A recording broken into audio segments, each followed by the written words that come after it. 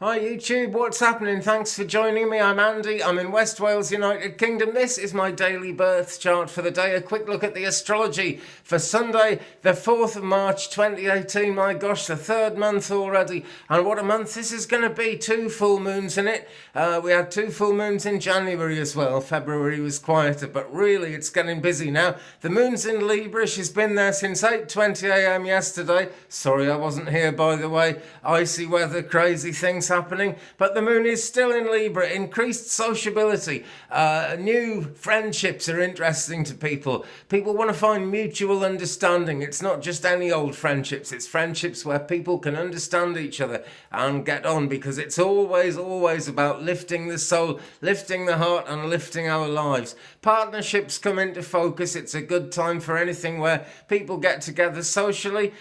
Decision making isn't quite so easy because you get doubts and hesitations coming in. That's the bottom line of it. But on the other hand, the gentle Libra influence that actually gets into people in their real lives makes it a bit easier to actually get that understanding going, and actually for people to gel and come together and for it to work. So not a bad time at all. Just, you've got to be aware of those doubts, though, hesitations like I just did. Got to be aware of all that. If you notice anything going on in your lower back area or in your kidneys, that is quite often a Libra thing as well. But there we go, we're in Libra all the way through until tomorrow. Shortish void, well, medium void, of course, from 6:18 in the morning UK times. All my times, by the way, are UTC or GMT.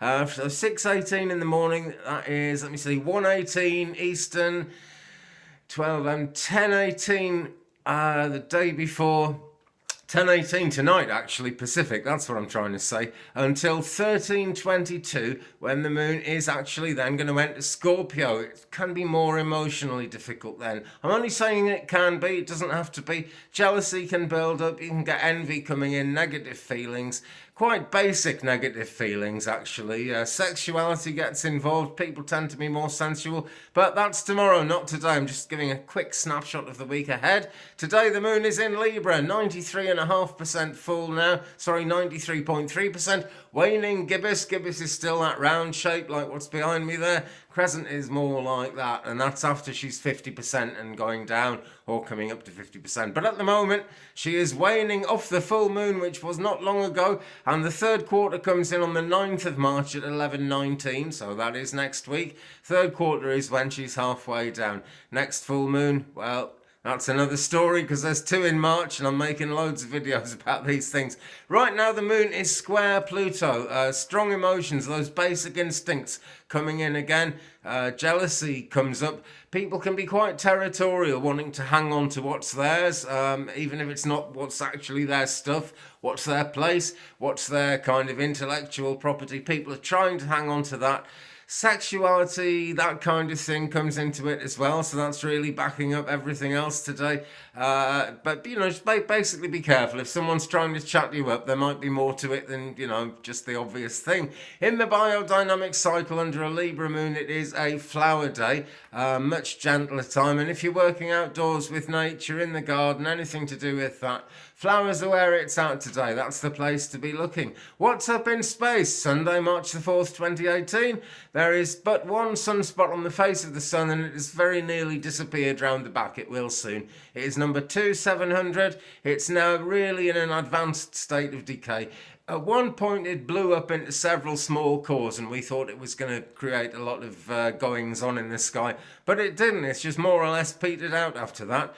Venus and Mercury are both visible in the sky in some parts of the world at the moment. Shouldn't be too difficult to see them. Really great. I can't very well describe them. It's 2 planets in the sky. Venus looks a lot bigger than Mercury. That's my tip. Okay, X-ray solar flares. Both taken at 3:01 a.m. UTC today, March the 4th. 6-hour maximum B1, 24-hour be one as well. Okay, so where are we going with that? Well, tell you what, let's have a very quick look through the week ahead, right? Because Mercury retrograde is coming. Mercury retrograde pre-shadow begins on, is it the 8th? Oh, where's the calendar? You can never find the calendar where you want it. But basically, it's the 22nd of March when Mercury actually goes retrograde. But before that, from it's either the 8th or the 9th onwards, I will look it up in a bit. It's the 8th or the 9th onwards, we go into the pre-shadow before Mercury retrograde. That is when we start getting the first inklings of where this Mercury retrograde is going to take us.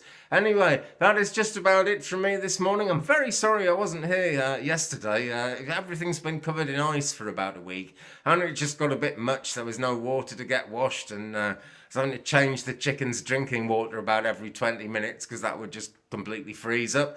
And it's been a bit of a mad time, but it's all thawing. We're all back in business. I've got big plans next week to move this astrology onto its own channel. Okay, I haven't absolutely named this channel and done things with it yet because I've had problems with it before. But watch this space. I will let you know tomorrow if I possibly can. And all being well, in the next few days we'll have our own channel specially for this. Meanwhile, have a fantastic Sunday, my friends. I look forward to seeing you in the morning.